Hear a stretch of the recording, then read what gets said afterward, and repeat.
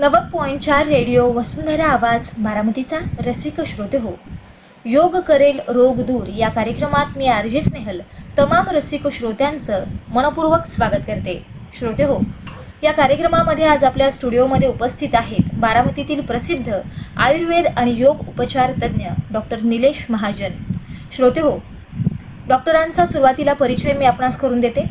डॉक्टरांचं शिक्षण BA MS MA योगिक science net qualified झालेले आहेत. तसेच आयुष मंत्रालयाकडून योग शिक्षक म्हणून त्यांना सर्टिफिकेशन प्राप्त झालेलं आहे. तसेच प्राचार्य आहेत योग महाविद्यालय बारामती येथील. प्रेसिडेंट आहेत जीवनविद्या योग आयुर्वेद फाउंडेशन बारामतीचे. याबरोबरच सरांनी DD सह्याद्री, पुणे आकाशवाणी यासोबतच इतर काही माध्यमांना त्यांचे मुलाखतीचे कार्यक्रम प्रसारित झालेले आहेत. यासोबतच सरांचं मॉरिशस या ठिकाणी समग्र षटकर्म दर्शन हे पुस्तक देखील प्रकाशित झालेलं आहे. तसेच प्राणयोगा इंटरनॅशनल्स जिया हर्बल्स पुणे याचे सर संचालक म्हणून देखील काम करतात. याबरोबरच एन्व्हायरमेंटल फोरम यांच्या वतीनं दिला जाणारा बारामती आयकॉन हा पुरस्कार सरांना प्राप्त झालेला आहे. सरांचा योग क्षेत्रातील 15 वर्षांचा अनुभव आहे आणि या क्षेत्रामध्ये सरांनी आयुर्वेद असेल, योगा असेल, पंचकर्म असेल यासारख्या वेगवेगळ्या त्यांच्याकडे येणाऱ्या पेशंट्सना त्यांच्या योग साधनेचा फायदा झालेला दिसून येतो. बारामती आणि परिसरातील अनेक वेगवेगळ्या ठिकाणी त्यांचे सामाजिक उपक्रम देखील चालू असतात. अनेक सामाजिक उपक्रमांमध्ये त्यांचा सक्रिय सहभाग दिसून येतो. तर असं हे आगळं वेगळं व्यक्तिमत्व आज आपल्या स्टुडिओमध्ये उपस्थित आहे.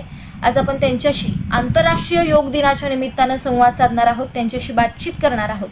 तर सर्वप्रथम सर, आपण या कार्यक्रमात सहभागी झालात त्याबद्दल आपले मनपूर्वक स्वागत. नमस्कार. नमस्कार श्रोते हो, आज आपल्या स्टुडिओमध्ये उपस्थित आहेत डॉक्टर निलेश महाजन. सर, माझा आजचा पहिला प्रश्न आपणास असा आहे की योग म्हणजे काय सांगाल? नमस्कार. योग या शब्दाचे खरं तर अनेक अर्थ होतात, परंतु सर्वात महत्त्वाचा म्हणजे योग हा शब्द युज या संस्कृत धातूपासून तयार झाला आहे की ज्याचा अर्थ होतो जोडणे किंवा बांधणे. मग नक्की काय जोडायचं आहे आणि कशाला बांधायचं आहे? तर आपल्या आत्म्याला परमात्म्याशी जोडणं म्हणजे योग होय, असा एक आध्यात्मिक दृष्टिकोनातून त्याचा अर्थ झाला. परंतु योगाचा अजून एक अर्थ होतो समन्वय किंवा कोऑर्डिनेशन ज्याला आपण म्हणतो. तर कशाचा समन्वय साधायचा आहे? तर आपल्या शरीराचा, इंद्रियांचा, मनाचा आणि आपल्या आत्म्याचा समन्वय साधायचा आहे. जसं अनेक प्रकारचे वाद्य असतात, पण ते वाद्य जर का एका समन्वयाने नाही वाजलेत तर त्यांच्यामध्ये गोंधळ निर्माण होतो. म्हणजे त्याच्यातून जे आवाज येईल तो गोंधळ त्याला आपण म्हणू. परंतु जेव्हा ते एका तालामध्ये, एका सुरामध्ये वाजतात तेव्हा त्याच्यातून मधुर संगीत निर्माण होतं.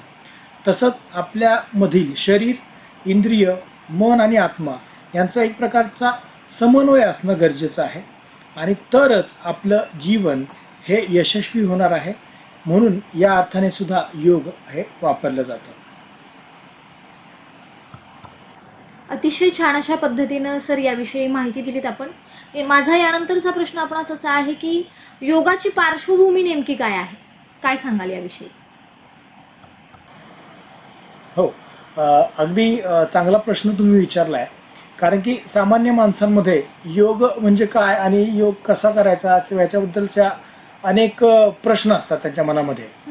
तर योग वास्तविकतः आपल्या वेद जे आहेत, 4 वेद जे आहेत, यजुर्वेद, सामवेद, ऋग्वेद आणि अथर्ववेद, तर यांच्यामध्ये योगाचं विस्तृत वर्णन आलेलं आहे किंवा योगाच्या अनेक व्याख्या किंवा योगाचं तत्त्वज्ञान त्याच्यामध्ये आलेलं आहे. याशिवाय विविध पुराणं, उपनिषदं, विविध जे जुन्या काळचे ग्रंथ आहेत त्याच्यामध्ये योगाचं विखुरलेल्या स्वरूपामध्ये वर्णन हे आलेलंच आहे. परंतु जेव्हा शेषनागाचे अवतार महर्षी पतंजली यांनी त्याला सूत्रबद्ध रचना दिली आणि त्यांनी योगसूत्र नावाचं एक ग्रंथ निर्माण केला तेव्हा मात्र या योगाला दर्शनाचं स्वरूप प्राप्त झालं. त्याच्यामुळे योग हा वेदांच्या काळापासून अस्तित्वात असलेला विषय आहे, परंतु तो विखुरलेल्या स्वरूपामध्ये होता. अनेक ग्रंथामध्ये, एका ग्रंथामध्ये थोडासा पाठ, वेदामध्ये काही त्याचा पाठ, असा वेगवेगळ्या भागांमध्ये तो विखुरलेला होता. आणि महर्षी पतंजलींनी त्यांना एकत्र केलं, एक रूप दिलं आणि त्याला योगसूत्र नावाने त्यांनी प्रचलित केलं. आणि आजकाल आपण जो योग शिकतो आहोत त्यातील प्रमुख तत्वज्ञान हे या योगसूत्रातीलच आहे. याच्याशिवाय योगाच्या पार्श्वभूमीमध्ये जसं जसं अनेक ऋषी मुनी यांनी त्याच्यामध्ये बदल केला, अनेक ऋषीमुनींनी त्याच्यामध्ये संशोधन केलं, आपलं स्वतःचं त्याच्यामधलं मत टाकलं. मग अशा प्रकारे हठयोग हा सामान्य लोकांसाठी राजयोगापर्यंत जाणारा मार्गसुद्धा त्यांनी सांगितलेला आहे, जो कुंडलिनी शक्ती जागृतीद्वारे आपण राजयोगापर्यंत पोहोचू शकतो असा मार्ग आहे.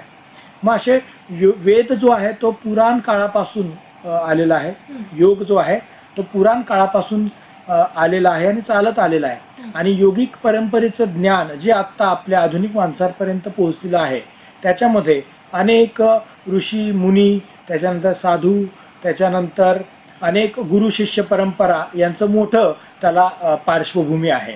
आणि आत्ता आपल्यापर्यंत जो योग आपण करतो आहोत तो या सर्व वेद, उपनिषद, पुराण, योगी ग्रंथ, काही महर्षी यांचे त्याच्यावरती केलेलं काम आणि याच्यामुळे आपण आत्तापर्यंत योग अशा कुठल्याही प्रकारच्या तत्त्वज्ञानामध्ये बदल न करता आत्ता आपल्यापर्यंत तो पोहोचतो आहे.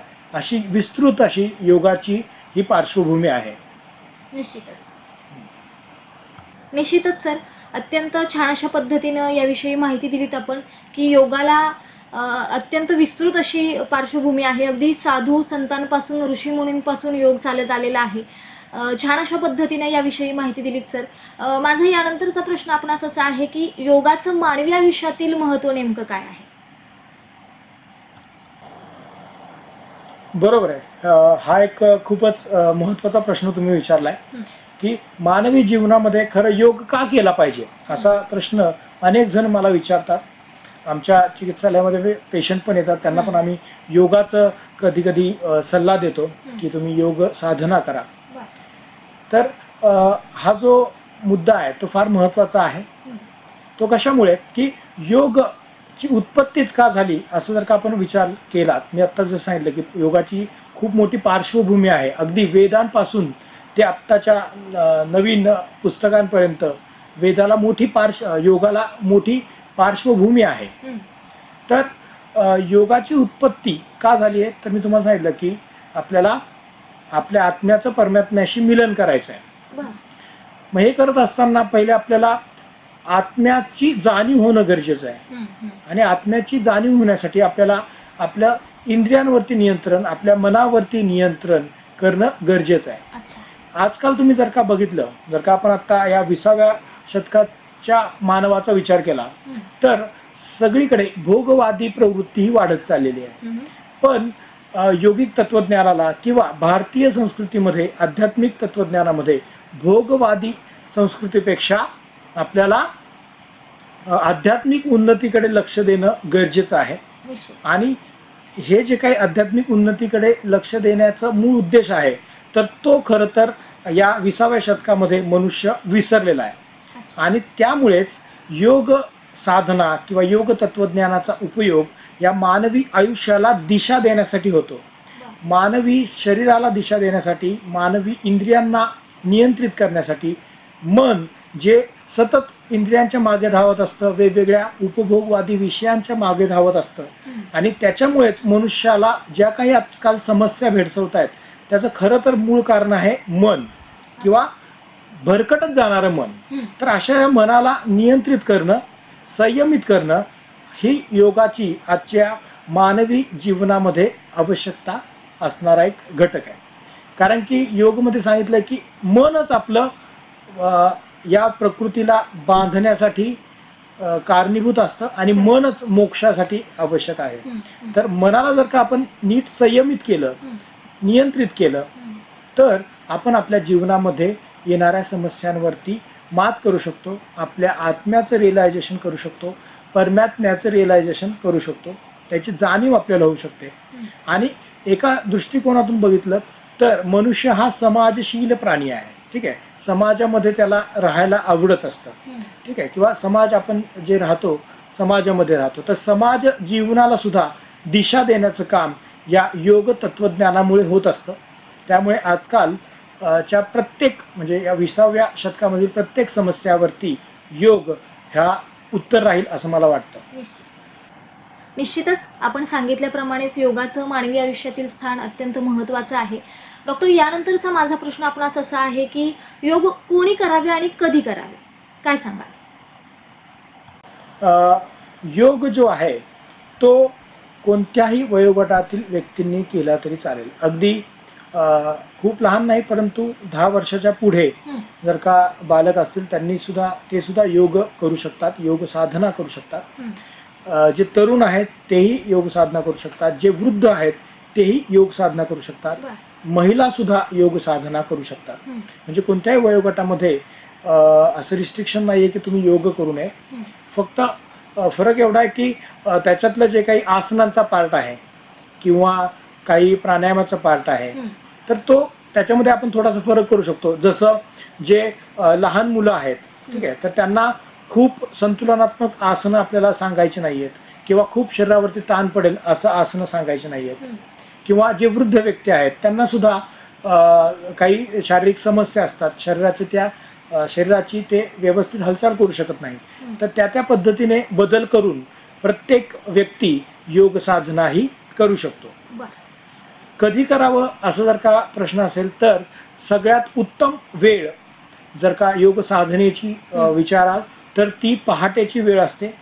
आयुर्वेद किंवा योगशास्त्रामध्ये ब्राह्मण मुहूर्त उत्तिष्ठ असं सांगितलं, म्हणजे सूर्योदयापूर्वी 1.5 तास आपल्याला उठायचं आहे आणि त्या कालावधीमध्ये जर का आपण मलमूत्र विसर्जनानंतर योग साधना केली तर त्याचा आपल्याला आध्यात्मिक उन्नतीसाठी आणि बरोबरच शारीरिक उन्नतीसाठी फायदा हा होतोच. परंतु आजकालच्या व्यस्त जीवनामध्ये किंवा व्यस्त लाईफस्टाईलमध्ये आपल्याला सकाळी लवकर उठून योग साधना करता येत नाही, पण तरी सुद्धा सकाळी पहाटेच्या 6 ते 8च्या दरम्यान तुम्ही काही न खाता जर का योग साधना केली तरी ती उपयुक्त आहे.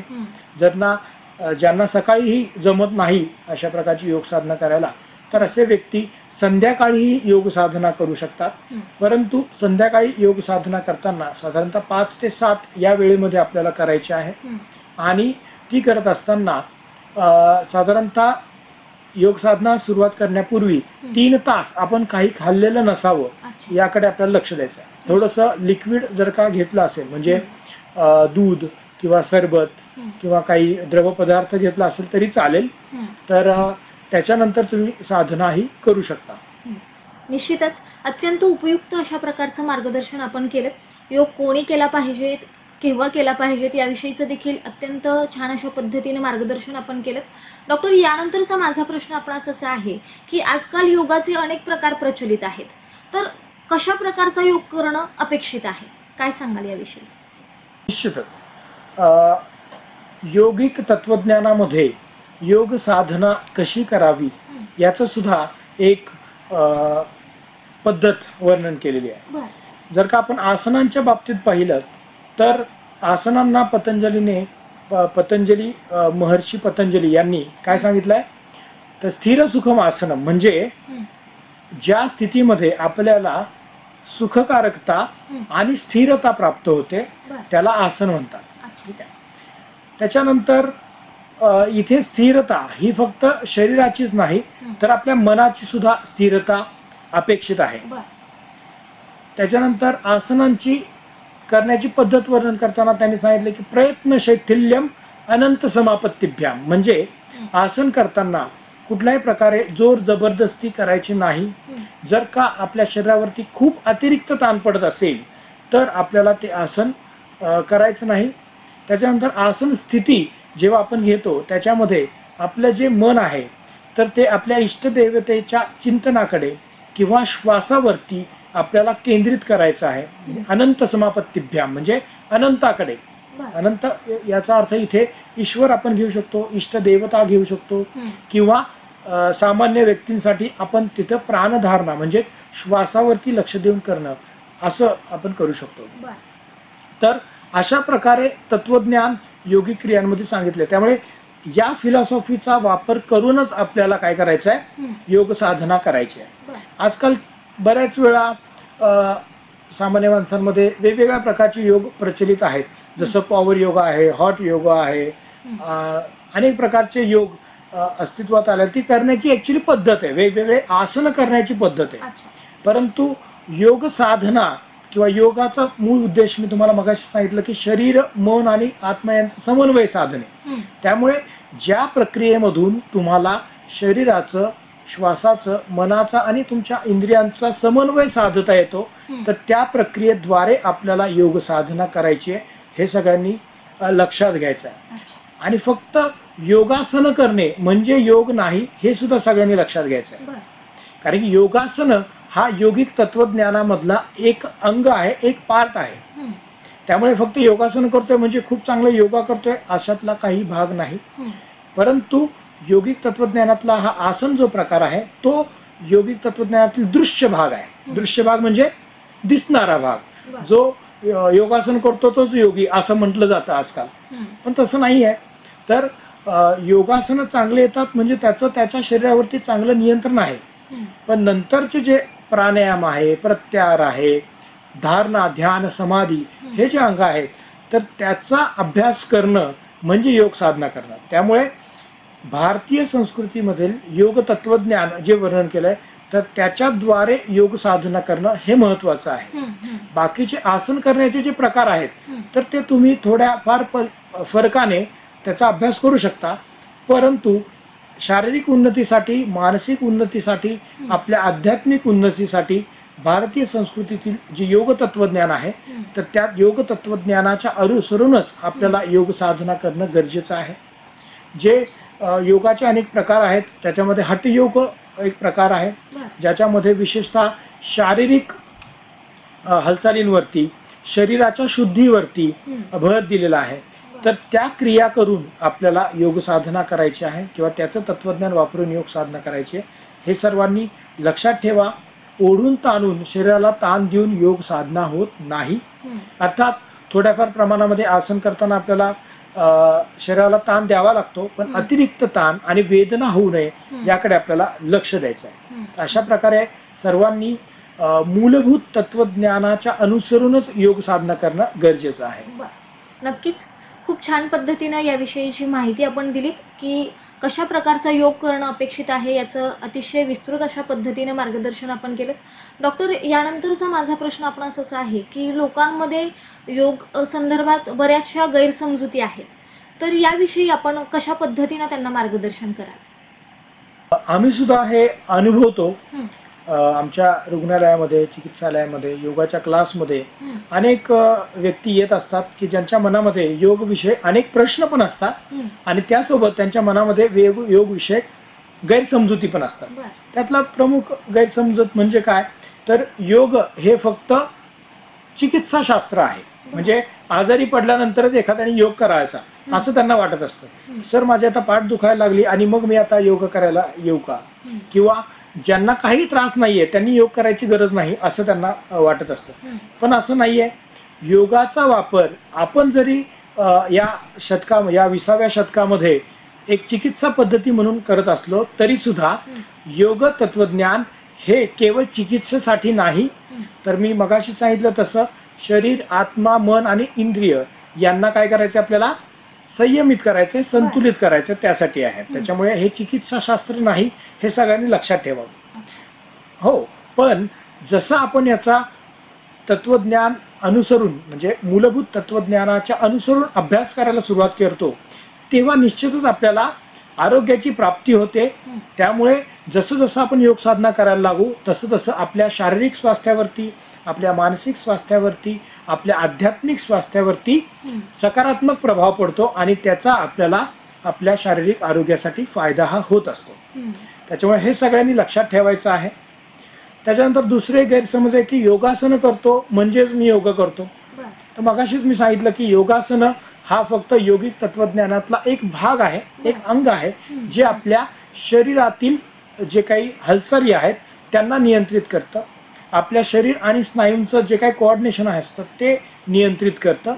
ठीक आहे. तर त्यामुळे योगासन हा योगिक तत्वज्ञानातला एक भाग आहे.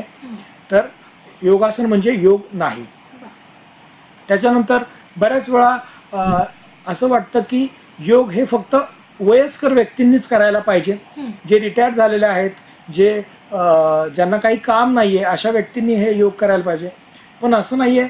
लहान मुलांपासून वयस्कर व्यक्तींनी सगळ्यांनी योग साधना ही केली पाहिजे. आत्ताच्या जर का या 21व्या शतकात पाहाल तर जास्त गरज ही आपल्या तरुणाईला आहे. कारण की मी मगाशीच सांगितलं की भारताकडे तरुणाईची कमी नाही आहे, परंतु त्याला एक योग्य दिशा देण्याचं काम होणं गरजेचं आहे. आणि ही दिशा नक्कीच योगाच्या तत्वज्ञानामुळे आपल्याला मिळू शकते. त्याच्यानंतर अजून गैरसमज आहे की योग महिलांसाठी नाही, पण असं नाही आहे. महिलासुद्धा योग्य प्रकारे योगासनं ह्या करू शकतात. अजून गैरसमजूत आहे की योग फक्त साधू संन्यासांचं काम आहे. असं नाही आहे. तुम्ही तुमच्या सांसारिक जीवनामध्ये राहून सुद्धा योग साधना करू शकता आणि त्याचे जे काही आध्यात्मिक फायदे आहेत, शारीरिक फायदे आहेत आणि मानसिक फायदे आहेत त्याचा तुम्ही लाभ हा घेऊ शकता. अशा प्रकारचे अनेक गैरसमज जनसामान्यांमध्ये आहे. तर ते गैरसमज त्यांनी दूर करावेत असं मला वाटतं. अत्यंत चांगल्या पद्धतीनं याविषयी मार्गदर्शन आपण केलं. बऱ्याचशा ज्या काही लोकांमध्ये गैरसमजुती आहेत योगविषयीच्या, त्याचं अत्यंत उपयुक्त अशा प्रकारचं मार्गदर्शन आपण केलं. या कार्यक्रमाच्या माध्यमातून ते नक्कीच आम्ही लोकांपर्यंत पोहोचू. डॉक्टर, यानंतरचा माझा प्रश्न आपणास असा आहे की आधुनिक काळामध्ये योग तत्वज्ञानाचं नेमकं महत्त्व काय सांगाल? खरं तर हा खूप मोठा विषय आहे. कारण की योग तत्वज्ञान म्हटलं की त्याच्यातले यम, नियम, आसन, प्राणायाम, प्रत्याहार, धारणा, ध्यान आणि समाधी या 8 अंगांचा आपल्याला अभ्यास करावा लागेल. परंतु जर का या आधुनिक युगामध्ये आपण बघितलं की मानवांची जी नीतिमूल्य आहेत तर त्याची घसरण होताना आपण पाहतोय. अनेक वर्तमानपत्रामध्ये आपण बातम्या वाचतोय. कधी शारीरिक समस्या असतात, कधी मानसिक समस्या असतात.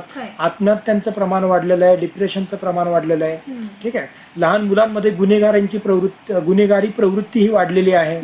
ठीक आहे. अनेक प्रकारचे व्याधी हे लोकांना होत आहेत. वेगवेगळ्या प्रकारच्या आजारांमुळे ते त्रस्त आहेत. शारीरिक समस्या असतील, मानसिक समस्या असतील, असे अनेक विषय आपल्या समाजामध्ये आजकाल भेडसावत आहेत. तर या सर्व समस्या ज्या आहेत त्याच्या मुळाशी जर का आपण गेलो तर शारीरिक आरोग्यासोबत मानसिक संतुलन किंवा मनाचं जे काही नियंत्रण आहे तर ते नसल्यामुळे होत आहे. मग हे जे काही योगिक तत्वज्ञान आहे, एक फक्त उदाहरण देतो की यम हा एक अंग आहे, अष्टांग योगामधलं पहिलं अंग आहे. त्याच्यामध्ये काय सांगितलं आहे की अहिंसेचं पालन केलं पाहिजे. मग ही अहिंसा म्हणजे कोणाचीही हिंसा करायची नाही असं हे तत्वज्ञान. तर फक्त हे काही शारीरिक हिंसा नाही. ठीक आहे. बरेच जण शारीरिक हिंसा करत पण नाहीत, परंतु मानसिक आणि वाचिक हिंसा मात्र आपण भरपूर प्रमाणामध्ये करत असतो. तर त्याच्यावरती जरी आपण नियंत्रण मिळवलं तरी सुद्धा आपल्या अनेक समस्यांना आपण दूर ठेवू शकतो असं मला वाटतं. त्याच्यानंतर अस्तेय म्हणजे चोरी न करणे. ठीक आहे. मग चोरी ही प्रत्यक्ष चोरीच करायला पाहिजे असं नाही. कधी कधी आपण मनात सुद्धा तशा प्रकारचे विचार आणतो. ठीक आहे. मानसिक लेवलवरती सुद्धा त्याचा परिणाम झाला पाहिजे. त्याच्यानंतर अहिंसा, सत्य म्हणजे नेहमी खरं बोलणं. जर का आपण खरं बोलत राहिलो तर आपल्याला आपल्या शरीरावरती होणारा सकारात्मक परिणाम हा लक्षात येईल.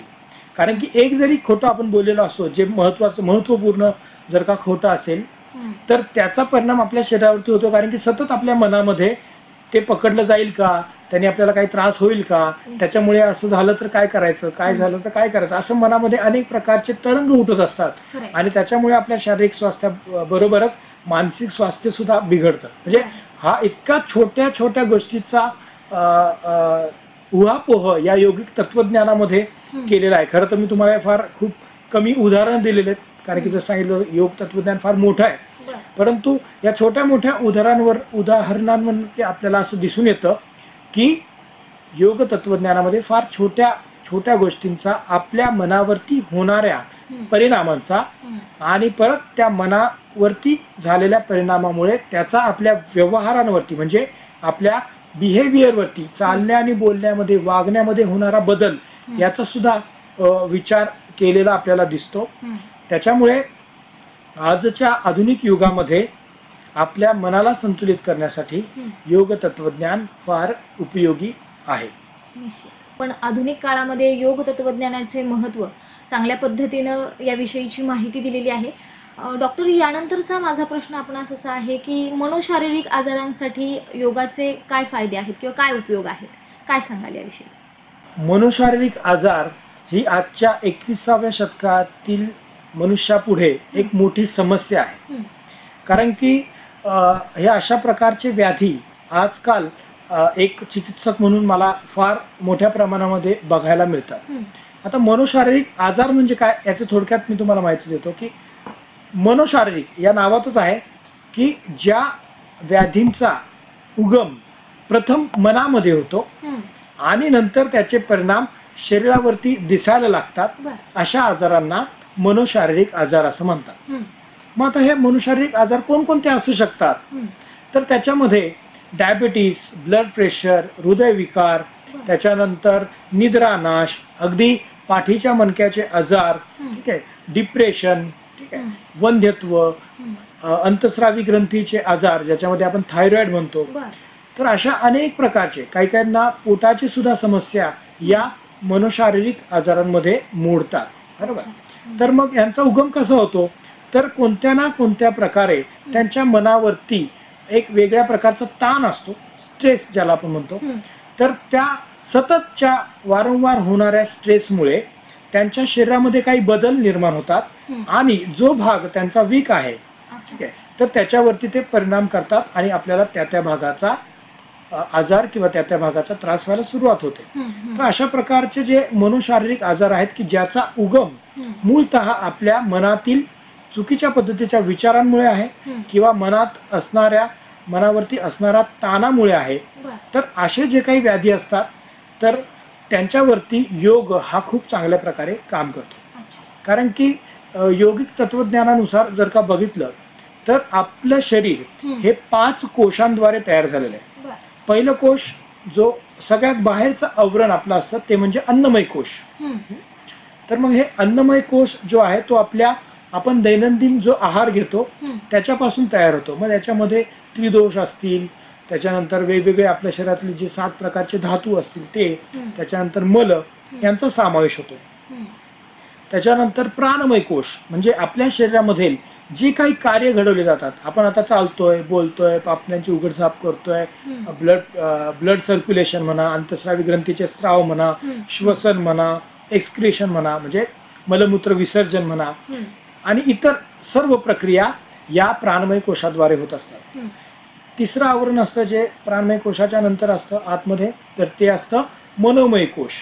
म्हणजे काय, तर आपल्या मनाचे जे काही व्यापार चालतात म्हणजे चिंतन करणे, उहापोह करणे, आपलं लक्ष ठरवणे, ध्येय ठरवणे, बरोबर.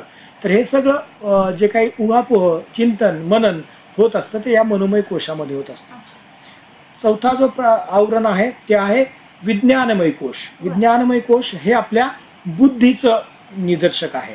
आपल्या बुद्धीचं द्वारे होणारा जो व्यापार आहे, बुद्धीला सांगितलं निश्चयात्मक बुद्धी म्हणजे जे निश्चय करतं काय चांगलं आहे, काय वाईट आहे, काय आपल्याला उपयोगी आहे, काय आपल्या उपयोगी नाही आहे, अशा प्रकारचं निश्चय करणं आणि जे चांगलं आहे ते स्वीकारणं हे काम या विज्ञानमय कोशामध्ये होत असतं. आणि 5वा जो असतो कोश तो म्हणजे आनंदमय कोश. ठीक आहे. तर आनंदमय कोश हा सामान्य लोकांमध्ये जागृत अवस्थेमध्ये नसतो कारण की तिथपर्यंत आपण पोहोचतच नाही. आपण सर्वजण अन्नमय कोशापर्यंतच आहे. तर योग साधनेमध्ये किंवा योगिक तत्वज्ञानामध्ये या 5ही प्रकारच्या कोशांचं शुद्धीकरण जर का आपण केलं तर त्याच्यामध्ये अन्नमय कोशामध्ये योगासनांच्या द्वारे अन्नमय कोशाला आपण सुदृढ करू शकतो. त्याच्यानंतर प्राणायामाद्वारे प्राणमय कोशाला सुदृढ करू शकतो. जसं मी सांगितलं की मनोशारीरिक आजारांमध्ये मनावरती परिणाम करणारे घटक आपल्याला करणं गरजेचं आहे. मग त्याच्यासाठी आपल्याला श्वासावर आधारित योगासनं, प्राणायाम आणि प्रत्याहार म्हणजेच इंद्रियांवरती नियंत्रण आणि धारणा म्हणजे मनावरती नियंत्रण करून त्याला एकाग्र अवस्थेमध्ये ठेवण्याचा प्रयत्न करणे म्हणजे धारणा. तर असं जेव्हा आपण करू आणि योगिक तत्वज्ञानाचा वापर करू तेव्हा आपोआप आपल्या मनाला एक संतुलित अवस्था प्राप्त होते आणि मन संतुलित राहिलं की इंद्रिय संतुलित राहिलं की परत आपलं शरीरसुद्धा सुदृढ व्हायला मदत होते. त्यामुळे अशा प्रकारे योग्यरित्या जर का योग साधना केली तर आपण या अशा प्रकारच्या मनोशारीरिक आजारांपासून मुक्ती ही नक्कीच मिळवू शकतो किंवा त्यांच्यावरती आपण नियंत्रण नक्कीच मिळवू शकतो. मन आणि शरीर याचं संतुलन राखण्यासाठी योगाचे फायदे आहेत याविषयीची चांगल्या पद्धतीनं माहिती आपण दिलीत. डॉक्टर, यानंतरचा प्रश्न माझा आपणास असा आहे की योग करण्याचे नेमके फायदे कोणते आहेत याविषयी आपण काय सांगाल? नक्कीच हा अगदी सर्वसामान्यांचा जिव्हाळ्याचा विषय आहे की योगाचा नक्की फायदा काय होतो. तर मी माझ्या अगोदरच्या सगळ्या प्रश्नांमधून एक महत्त्वाचा फायदा तुम्हाला सांगितला की शरीर, मन, इंद्रिय आणि आत्मा यांचा योग्य समन्वय घडून येतो या योग साधनेमुळे. त्याच्यामुळे हा सगळ्यात महत्त्वाचा फायदा आहे. पण तरी पण बरेच जण मला विचारतात की योगासनांचा फायदा काय, प्राणायामांचा फायदा काय, बरोबर, त्याच्यानंतर प्रत्याहाराचा फायदा काय, ज्या शुद्धिक्रिया तुम्ही शिकवता साधकांना किंवा रुग्णांना तर त्याचा नक्की फायदा काय असं विचारतात. तर साधारणपणे योगिक प्रक्रियेद्वारे ज्या शुद्धिक्रिया सांगितलेल्या आहेत त्या शुद्धिक्रियाद्वारे आपल्या शरीरातील अंतर्गत अवयवांचं शोधन करणं हे फार महत्त्वाचा फायदा हा त्याच्यामध्ये आहे. कारण की अंतर्गत अवयवांचं शोधन कुठल्याही चिकित्सा पद्धतीमध्ये आपल्याला करता येत नाही. अर्थात आयुर्वेद आणि निसर्गोपचार चिकित्सा पद्धतीमध्ये अंतर्गत शोधनाला महत्त्व आहे, परंतु योगिक प्रक्रियामध्ये केले जाणारे हे शोधन याच्यामुळे अंतर्गत अवयवांना तर फायदा होतच, पण त्या पलीकडे ज्या नाड्यांचं वर्णन योगिक ग्रंथांमध्ये आलेलं आहे त्या नाड्यांचं सुद्धा शोधन या शुद्धिक्रियांद्वारे होत असतं. आपली पचन संस्था असो, श्वसन संस्था असो, रक्ताभिसरण संस्था असो, इव्हन मज्जा संस्था असो, तर या सगळ्या संस्थांना कार्यरत ठेवण्यासाठी, ॲक्टिवेट ठेवण्यासाठी या शुद्धिक्रियांचा उपयोग हा होत असतो. योगासनांच्या बाबतीमध्ये जर का बघितलं तर योगासन करण्याची जी प्रक्रिया आहे ती जर का आपण योग तत्वज्ञान अनुसरून केली तर आपल्या मेंदूमध्ये आणि स्नायूंमध्ये म्हणजे मसल्समध्ये असणारं जे कोऑर्डिनेशन आहे ते चांगल्या प्रकारे वाढतं, ज्याला आत्ताच्या आधुनिक परिभाषेमध्ये न्यूरोमस्क्युलर कोऑर्डिनेशन असं म्हणतात. तर ते वाढतं. त्याच्यानंतर आपल्याला सर्वांना माहिती आहे की आपला मेंदू हा आपल्या शरीरावरती सर्व अवयवांवरती नियंत्रण ठेवत असतो. तर हा मेंदू सर्व अवयवांवरती नियंत्रण ठेवतो तो कशाच्या मदतीने तर मेरुदंडाच्या मदतीने म्हणजे स्पायनल कॉर्डच्या मदतीने. हा स्पायनल कॉर्ड आपल्या पाठीच्या कण्यामधून जात असतो. त्या योगासनांच्या विविध हालचालीमुळे या पाठीच्या कण्याचं आरोग्य सुधारतं, त्याच्या स्नायूंचं आरोग्य सुधारतं, स्नायूंची ताकद वाढते आणि एकंदरीतच आपल्या मेंदूचं आपल्या अवयवांवरती असणारं नियंत्रण याच्यामध्ये एक प्रकारची चैतन्य अवस्था येते किंवा जागृती अवस्था येते. त्याचं कोऑर्डिनेशन हे सुधारतं. त्याच्यानंतर जे छोटे छोटे सांधे असतात, छोटे छोटे जॉईंट्स असतात, त्याच्यानंतर स्नायू असतात, टेंडॉन्स असतात, लिगॅमेंट्स असतात, तर त्याची ताकद वाढते, फ्लेक्झिबिलिटी वाढते. विविध हालचालींमुळे जे सांध्यांमधले किंवा अंतर्गत चयापचय प्रक्रियेमधले जे वेस्ट प्रोडक्ट तयार होतात, जे विषारी द्रव्य तयार होतात, तर ते त्या भागातून निघून व्यवस्थित त्यांचं शरीराच्या बाहेर प्रवर्तन व्हायला मदत होत असते. त्याच्यानंतर विविध हालचालींमुळे पोटावरती किंवा पोटातील अंतर्गत अवयवांवरती ताण पडत असतो, त्यामुळे पचन संस्थेचं कार्य सुधारतं, पचनक्रिया सुधारते, त्यामुळे हायपर ॲसिडिटी, बद्धकोष्ठता, अपचन, ठीक आहे. तर अशा प्रकारच्या आजारांवरती योगासनांचा खूप फायदा होत असतो. त्याच्यानंतर प्राणायामाचा विचार आपण जर का केला तर प्राणायामामुळे श्वसन संस्थेवरती त्याचा अधिक प्रभाव पडतो. श्वसन संस्थेची कार्यक्षमता वाढते, फुफ्फुसांची कार्यक्षमता वाढते. त्याच्यानंतर श्वास प्रक्रियेकडे आपल्या मनाचं लक्ष केंद्रित राहिल्यामुळे किंवा मन आपल्या श्वास प्रक्रियेमध्ये गुंतून राहिल्यामुळे अनावश्यक विचार नकारात्मक विचार जे आपल्या मनामध्ये उद्भवत असतात, तर त्याच्यावरती आपल्याला नियंत्रण मिळवायला मदत होते. आणि त्यामुळे त्या नकारात्मक विचारांचा किंवा अनावश्यक विचारांचा जो भडीमार आपल्या शरीरावरती होत असतो किंवा परिणाम जो शरीरावरती होत असतो, तर तो आपल्याला कमी करता येतो. त्याच्यामुळे ऑटोमॅटिक आपलं ब्लड प्रेशर कमी होतं, मनाची एकाग्रता वाढते, हृदयाचे जे काही कार्य आहेत तर ते सुधारायला मदत होते, अंतःस्रावी ग्रंथींचे स्राव सुधारायला मदत होते. तर अशा अनेक प्रकारे आपल्याला योग साधना ही मार्गदर्शन करते. आणि सेम धारणा, ध्यान आणि समाधीचं की इंद्रियांवरती नियंत्रण मिळवल्यानंतर आपल्या मनाला जर का आपण कोणत्या तरी एका गोष्टीवरती बांधून ठेवू शकलो, तर या मनाला आपण योग्य रीतीने समन्वयित करू शकतो. आणि त्यामुळे मनामधील जी काही ऊर्जा आहे तर ती आपण आपल्या शरीरामध्ये साठवू शकतो आणि त्याचा वापर आपण आपल्या जीवनामध्ये यशस्वी होण्यासाठी करू शकतो. त्यामुळे नुसतंच शारीरिक लेवलवरती नाही तर मानसिक लेवलवरती आणि आध्यात्मिक स्तरावरती सुद्धा आपल्याला योग साधनेचा फायदा हा दिसून येईल. डॉक्टर, यानंतरचा माझा प्रश्न आपणास असा आहे की करिअरच्या दृष्टिकोनातून आजच्या तरुण पिढीला आपण काय मार्गदर्शन करा? मी जसं मगाशी सांगितलं की योगाचा अभ्यास हा सर्व करू शकतात, परंतु जी खरी गरज आहे या तत्वज्ञानाला शिकवायची तर ती आहे तरुणाईला. कारण की तरुणाईमध्ये एक प्रचंड प्रकारची ऊर्जा असते आणि या ऊर्जेला जर का आपण एक दिशा दिली नाही तर या ऊर्जेचं म्हणजे रूपांतर चांगल्या गोष्टीमध्ये होत नाही आणि ती ऊर्जा वाया जाते. ठीक आहे, तर ती ऊर्जा आपल्याला एकाग्र करण्यासाठी योग साधनेचा उपयोग होणार आहे. तर तरुणाईला मी हे सांगेल की हे तत्वज्ञान सांगण्यासाठी, हे जे योग तत्वज्ञान आहे तर ते शिकवण्यासाठी आपल्या भारत देशामध्ये योग शिक्षकांची फार कमी आहे. बरोबर, म्हणजे हे खरं बोलायला थोडंसं हे वाटेल, योगासन अनेक शिकवतात परंतु योग तत्वज्ञान हे शिकवायचे जे योग शिक्षक आहेत तर त्यांची फार कमी आहे. आणि जसं आपण बघतोय की 21व्या शतकामध्ये आपण नवीन नवीन आजारांना सामोरे जातोय, नवीन नवीन समस्या या मनुष्याला भेडसावत आहेत. आणि याचं समस्येचं जे काही मूळ आहे तर ते मी मगाशी सांगितलं तसं एक आपलं मनुष्याचं असणारं मन हेच आहे. आणि याला संतुलित कसं करणं, याला समन्वयित कसं करणं हे शिकवणारं एकमेव शास्त्र अख्ख्या जगामध्ये आहे ते म्हणजे योगशास्त्र. आणि हे योगशास्त्र आपण स्वतः आत्मसात केलं पाहिजे. मी जसं सांगितलं तसं योगशास्त्र हे वेद, पुराण, उपनिषद, अनेक पुराण ग्रंथ, भगवद्गीता याच्यामध्ये वर्णित असं शास्त्र आहे. आणि हे शास्त्र लोकांपर्यंत पोहोचवणं आणि योग्य रीतीने पोहोचवणं हे आपलं काम आहे आणि ही आपली आता जबाबदारी आहे. त्याच्यामुळे अशा प्रकारचं योग्य योग तत्वज्ञान लोकांपर्यंत पोहोचवण्यासाठी तज्ञ योग शिक्षकांची आवश्यकता आहे.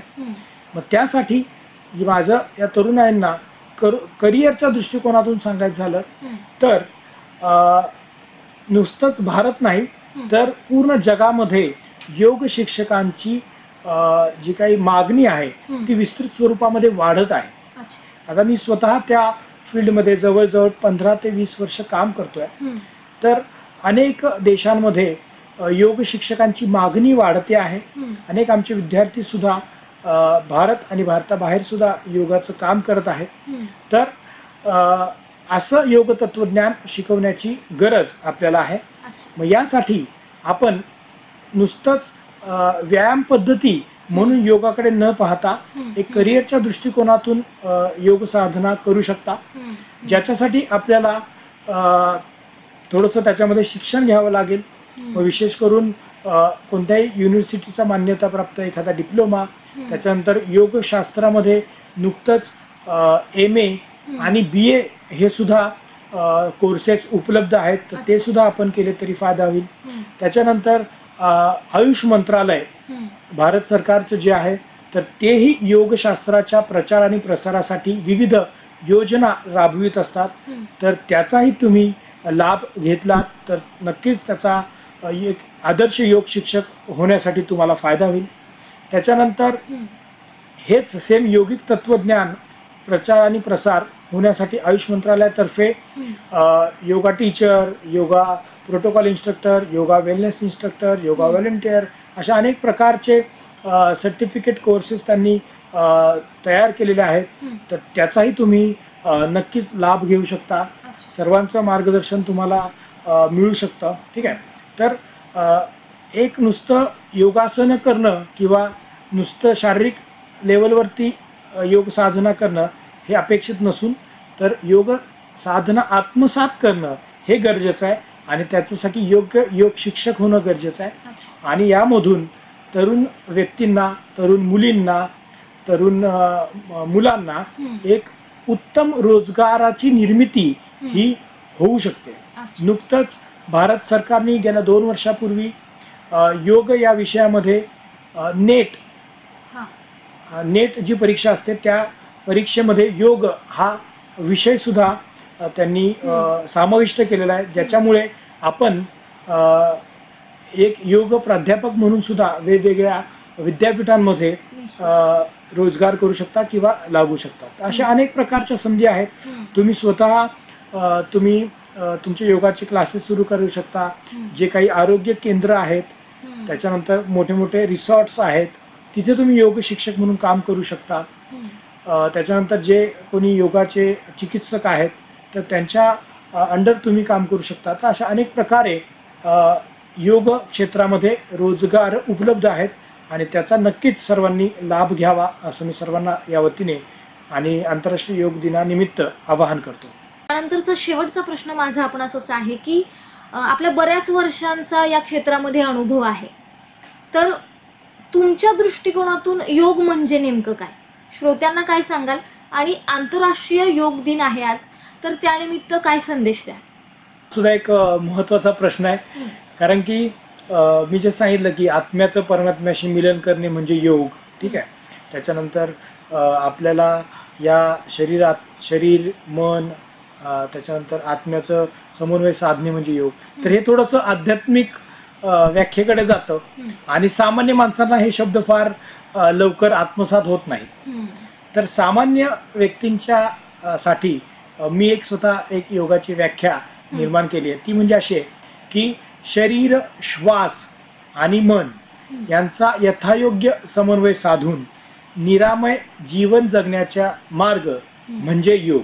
म्हणजे शरीराचं, आपल्या इंद्रियांचं आणि मनाचा समन्वय करणे आणि निरामय जीवन, निरामय याचा अर्थ निरोगी जीवन, कोणत्याही प्रकारचा आजार नसणारं जीवन जगणे म्हणजे योग. आणि आपोआप जेव्हा आपण शरीराचं रक्षण करतो, म्हणजे शरीराच्या आरोग्याचं रक्षण करतो, मन आपलं चांगलं राहतं, तेव्हा आपोआपच आपल्याला आध्यात्मिक उन्नती ही होत असते. त्याच्यामुळे ही व्याख्या मी एवढ्या दिवसाच्या योगाच्या अनुभवातून निर्माण केलेली आहे. आणि आम्ही आमच्या दैनंदिन रुटीन प्रॅक्टिसमध्ये सुद्धा साधकांना अशाच प्रकारची योग साधना शिकवतो की ज्याद्वारे त्यांच्या शरीराचं संवर्धन होईल, शरीरातील जे आजार आहेत तर त्या आजारांचं निराकरण होईल, जेणेकरून त्यांच्या जे काही शारीरिक दुःख असतात आणि मानसिक दुःख असेल तर त्याचं निराकरण होतं आहे. त्यामुळे शरीराच्या माध्यमातून श्वासावरती नियंत्रण करायचं आहे, श्वासाच्या माध्यमातून आपल्याला मनावरती नियंत्रण करायचं आहे आणि अशा प्रकारे आपल्याला निरोगी जीवन जगायचं आहे. नियमित संतुलित श्वासावर आधारित योगासनं आम्ही आमच्या रुग्णांना शिकवतो, आमच्या साधकांना शिकवतो, ज्याचा आम्हाला असं लक्षात आलं की खूप रुग्णांना त्याचा फायदा होतो आहे. एखादं आसन त्यांना करता नाही आलं तरी चालेल, परंतु ते आसन करण्याची स्टेप, ते आसन करण्याची प्रक्रिया त्यांनी जर का शास्त्रोक्त पद्धतीने केली तरी सुद्धा त्यांना त्यांच्या शरीरावरती सकारात्मक परिणाम होताना आम्हाला दिसला. त्याचबरोबर आमच्या योग महाविद्यालयामध्ये सुद्धा आम्ही याच पद्धतीने विद्यार्थ्यांना मार्गदर्शन करतो. कारण की मला सांगायला फार आनंद वाटेल की पुणे जिल्ह्यामध्ये आपलं पहिलं असं योग महाविद्यालय आहे की ज्याच्यामध्ये फक्त योग विषयक मार्गदर्शन आपण करतो किंवा योग विषयक शिक्षण दिलं जातं, ज्याच्यामध्ये डिप्लोमा कोर्सेस आहे, BA इन योगा असा एक आमचा विषय आहे, त्याच्यानंतर MA इन योगा ज्याच्यामध्ये जी पदव्युत्तर शिक्षण आपल्याला दिलं जातं. तर अशा प्रकारे जेव्हा हे कोर्सेस आम्ही चालवतो तर त्याच्यामधून जे निर्माण होणारे शिक्षक आहेत तर त्यांना सुद्धा योग्य प्रकारे हे योग तत्वज्ञान मिळावं आणि त्यांच्यामार्फत हे मूलभूत तत्वज्ञान जे आपल्या भारतीय संस्कृतीतलं एक मी म्हणेल खजिना आहे, तर तो खजिना सर्व सामान्य व्यक्तींसाठी उपलब्ध करून द्यावं यासाठी आमचं योग महाविद्यालय कार्यरत आहे आणि प्रयत्नशील आहे. निश्चितच अत्यंत छान पद्धतीनं आपण या कार्यक्रमात सहभागी झालेला आहात आणि छान पद्धतीनं मार्गदर्शन केलेलं आहे. श्रोते हो, yoga for health and wellbeing through community radio station यांच्या माध्यमातून घेतला जाणारा हा कार्यक्रम योग करेल दूर रोग या कार्यक्रमामध्ये आज आपल्यासोबत उपस्थित आहेत बारामतीतील डॉक्टर निलेश महाजन. योगाविषयी खूप छान पद्धतीनं मार्गदर्शन केलेलं आहे. आज आंतरराष्ट्रीय योग दिनानिमित्त डॉक्टरांनी आपल्याशी बातचीत केली. डॉक्टर, आज आपण या कार्यक्रमात सहभागी झालात त्याबद्दल वसुंधरा वाहिनीच्या वतीनं मी RJ स्नेहल आपले मनपूर्वक आभार मानते. धन्यवाद.